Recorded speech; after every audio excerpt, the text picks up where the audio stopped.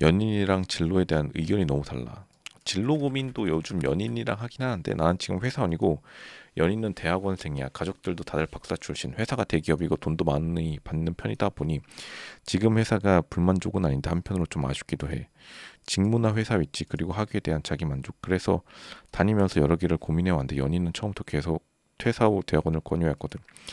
그래서 나도 처음에는 어느 정도 거기에 공감을 했었어. 하지만 지금의 취준 시기도 그렇고 내가 가지고 있는 걸 포기하는 것도 그렇고 너무 리스크가 크다고 생각해서 결국 대학원은 포기할까 해.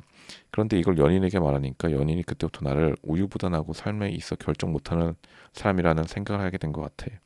당연히 다른 단어로 나에게 말하긴 했지만 이러면 사실 끝난 겁니다. 팍 식은 거예요. 남자분은 이게 사실 대학원 문제가 아닐 겁니다. 남자분은 자신의 인생에 대해서 자기가 결정하는 모습을 보여줘야 돼요. 이거는 어쩔 수가 없어요. 이렇게 한번 팍 식어버리면 답도 없습니다. 자신의 인생에 대해서 과감한 결정을 못 내리는 남자는 구석기 시대로 따지면 사자 잡으러 가야 되는데 지금 어떤 거를 해야 될지 모르는 남자. 지금 무슨 뭐 죽을 끓이고 있는 건지 아니면은 사자를 잡으려고 내일 아침에 가죽 옷을 챙기는 건지 그거 하나 지금 앞가림 못하는 남자로 여러분 이미 낙인 찍힌 겁니다.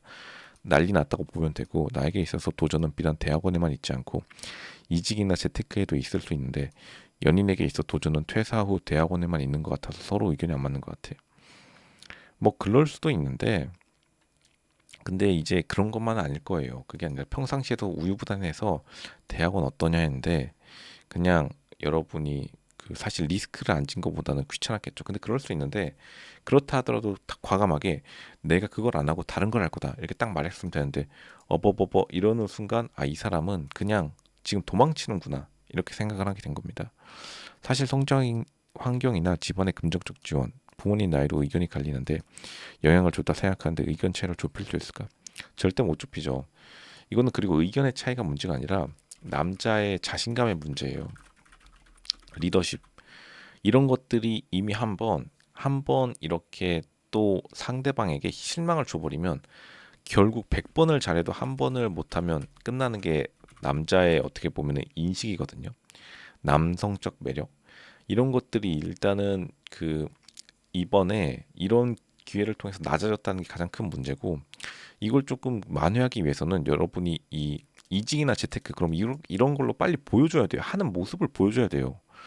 하는 모습을 보여줘야 되는 게 가장 중요하다.